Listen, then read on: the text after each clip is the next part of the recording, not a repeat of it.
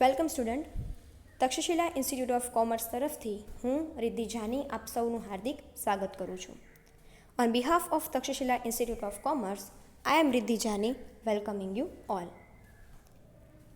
મહારાજા કૃષ્ણકુમારસિંહજી ભાવનગર યુનિવર્સિટીની ગાઈડલાઇન્સ અનુસાર સેમિસ્ટર 2 રેગ્યુલરમાં આપ સૌને માસ પ્રમોશન મળી ચૂક્યું છે, એટલે કે આપ સૌ હવે સેમિસ્ટર 3માં પ્રવેશ કરી ચૂક્યા છો. According to the guidelines given by the Maharaja Krishna Kumar Singh Ji Bhavnagar University, you all got mass promotion in your semester 2 regular. So, you all are entered in your semester 3. તો semester 3માં આવ્યા બાદ આજના first લેક્ચરમાં આપણે તમારે semester 3માં કયા કયા subjects આવશે, તમારા સબ્જેક્ટ્સની પેપર સ્ટાઇલ શું છે એના વિશે ફર્સ્ટ લેક્ચરમાં આપણે ડિસ્કસ કરીશું. So in first lecture we will discuss about the introduction of subjects and paper style of the subjects. So first is introduction of subject. પહેલું આપણે જોઈએ કે ભાઈ તમારા સબ્જેક્ટ વિશેનો પ્રાથમિક પરિચય. So in semester 3 total subjects are 9 in which 5 subjects are compulsory. Semester 3માં તમારે ટોટલ 9 સબ્જેક્ટ્સ આવશે, જેમાંથી 5 સબ્જેક્ટ છે એ કમ્પલસરી સબ્જેક્ટ છે, એટલે કે જેમણે અકાઉન્ટ્સ રાખ્યું છે એમણે પણ આ 5 સબ્જેક્ટ છે એ કમ્પલસરીલી આવશે, અને જેમણે સ્પેશિયલાઇઝેશન માર્કેટિંગ રાખ્યું છે એમણે પણ આ 5 સબ્જેક્ટ છે એ કમ્પલસરી આવશે. 2 સબ્જેક્ટ્સ આર સ્પેશિયલાઇઝેશન. 2 સબ્જેક્ટ છે એ સ્પેશિયલાઇઝેશનના છે, એટલે કે જેમણે અકાઉન્ટ રાખ્યું હશે એમને 5 વિષય પછી જે બીજા 2 વિષય છે એ અકાઉન્ટ્સના આવશે, અને જેમણે માર્કેટિંગ રાખ્યું છે એમને 2 વિષય છે એ માર્કેટિંગના ભણવાના આવશે. And 2 subjects are soft skill. 2 subject છે સોફ્ટ સ્કિલના આવે છે, જેની એક્ઝામ આપણે કોલેજ લેવલે કન્ડક્ટ કરીએ છીએ, એટલે કે કોલેજ લેવલે લઈએ છીએ. તો આ 5 સબ્જેક્ટ કે જે તમારા કમ્પલસરી સબ્જેક્ટ છે એ સબ્જેક્ટ્સના નામ શું છે? તો ફર્સ્ટ ઇઝ બિઝનેસ એડમિનિસ્ટ્રેશન. પહેલો સબ્જેક્ટ છે એ કયો છે? બિઝનેસ એડમિનિસ્ટ્રેશન BA, જે તમે લોકો સેમ 1 અને 2માં પણ ભણતા હતા. બીજો સબ્જેક્ટ છે બિઝનેસ કમ્યુનિકેશન.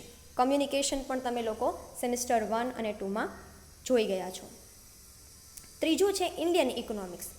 ઇન્ડિયન ઇકોનોમી એટલે કે જે તમે સેમિસ્ટર 1 અને 2માં બિઝનેસ ઇકોનોમિક્સ તરીકે ભણતા હતા એ સબ્જેક્ટ છે હવે તમારે થોડુંક નામ ચેન્જ થઈને ઇન્ડિયન ઇકોનોમી છે એ આવશે. Fourth accountancy. ચોથું છે અકાઉન્ટન્સી, જે તમે લોકો કોર્પોરેટ અકાઉન્ટ સેમિસ્ટર 1, 2માં પણ કોર્પોરેટ અકાઉન્ટ છે એ જોઈ ગયા છો. તો અહીંયા પણ એ કોર્પોરેટ અકાઉન્ટ સેમિસ્ટર 3માં પણ છે. અને પાંચમો સબ્જેક્ટ છે ફિફ્થ ટેક્સેશન.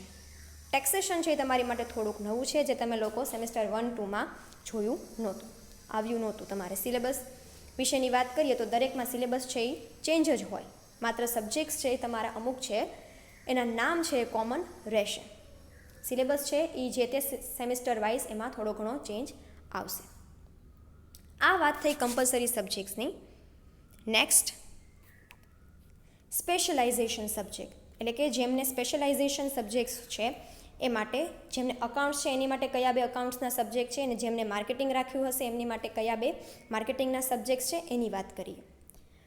સો ફર્સ્ટ જેમને અકાઉન્ટ રાખ્યું છે એમની માટે આવશે ગવર્મેન્ટ યુટિલિટી અકાઉન્ટ. બરાબર? એટલે કે આમ જોવા જઈએ તો 5 કમ્પલસરી સબ્જેક્ટ્સ જેમણે અકાઉન્ટ રાખ્યું છે એમના માટે છઠ્ઠો સબ્જેક્ટ, 6th સબ્જેક્ટ થશે ગવર્મેન્ટ યુટિલિટી અકાઉન્ટ, અને 7મો સબ્જેક્ટ થશે ફિનાન્શિયલ અકાઉન્ટ. જેમણે અકાઉન્ટ રાખ્યું છે એમની માટે 7મો સબ્જેક્ટ થશે ફિનાન્શિયલ અકાઉન્ટિંગ. આ વાત થઈ જેમણે સ્પેશિયલાઇઝેશન અકાઉન્ટ રાખ્યું છે તેમની. જેમણે માર્કેટિંગ રાખ્યું છે સ્પેશિયલાઇઝેશનમાં તેમની માટે છઠ્ઠો સબ્જેક્ટ થશે પર્સોનલ સેલિંગ. તેમની માટે છઠ્ઠો સબ્જેક્ટ થશે પર્સોનલ સેલિંગ. અને જેમણે માર્કેટિંગ રાખ્યું છે એમની માટે જ 7મો સબ્જેક્ટ થશે distribution and retailing. Distribution and retailing marketing, જે માર્કેટિંગનો સબ્જેક્ટ થશે. આ વાત થઈ સ્પેશિયલાઇઝેશન સબ્જેક્ટની. હવે આપણે જોઈએ સોફ્ટ સ્કિલ.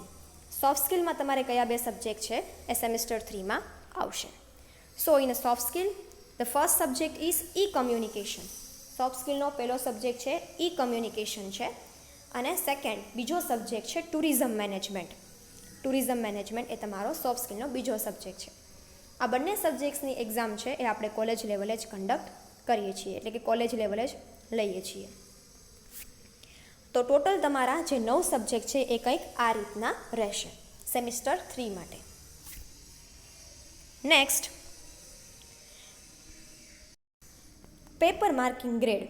તો તમારા પેપર સ્ટાઇલની વાત કરીએ, માર્કિંગ ગ્રેડની વાત કરીએ તો in every subject there are 4 units. દરેક સબ્જેક્ટ્સમાં તમારે 4 યુનિટ્સ છે આવશે. In every subject total marks are 100 in which 70 marks exam paper is conduct by university. એટલે કે જો તમે વાત કરો સબ્જેક્ટ્સના માર્કની, તો તમારા સબ્જેક્ટ્સનો ટોટલ માર્ક્સ છે એ 100 હોય છે, જેમાંથી 70 માર્ક્સની એક્ઝામ છે યુનિવર્સિટી લે છે, conduct by the university. And 30 marks are for internal evaluation. 30 marks છે એ તમારા શું હોય છે? ઇન્ટરનલ ઇવેલ્યુએશનના હોય છે, આંતરિક મૂલ્યાંકનના હોય છે. હવે in internal evaluation total marks 30 છે, તો એ 13 માર્ક્સ છે એનો ગ્રેડ શું હોય છે એ આપણે જોઈએ.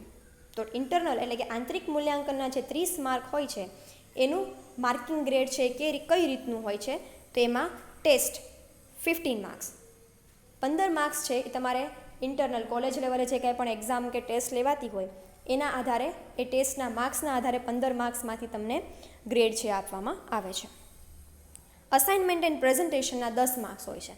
એટલે કે તમે જે અસાઇનમેન્ટ આપો છો, તમે જે પ્રેઝન્ટેશન કરો છો એના 10 માર્ક્સ છે એ તમારે હોય છે. અને અટેન્ડન્સ એન્ડ સેમિનાર એના 5 માર્ક્સ. એટલે કે તમે ઓનલાઈન લેક્ચર્સની વાત કરીએ તો તમે ઓનલાઈન લેક્ચર્સમાં કેટલા લેક્ચર્સ છે એ જુઓ છો એના આધારે તમારી અટેન્ડન્સ છે એ લેવાય છે. અને એના જે છે એ 5 માર્ક્સ હોય છે. તમારી હાજરીના, તમારી અટેન્ડન્સના 5 માર્ક્સ. એટલે એવી રીતે જોવા જઈએ તો ઇન્ટરનલ ઇવેલ્યુએશન 15 વત્તા 10 વત્તા 5 ટોટલ 30 માર્ક્સનું ઇન્ટરનલ ઇવેલ્યુએશન આંતરિક મૂલ્યાંકન છે એ આ રીતે થાય છે. Next, so from today we all are commencing your BCom Sem 3 through online education. તો આજથી આપણે તમારું સેમિસ્ટર 3 ઓનલાઈન એજ્યુકેશન દ્વારા સ્ટાર્ટ કરીએ છીએ. Hope you all are ready for online session. તમે લોકો ઓનલાઈન સેશન માટે રેડી હશો એવી આશા રાખું.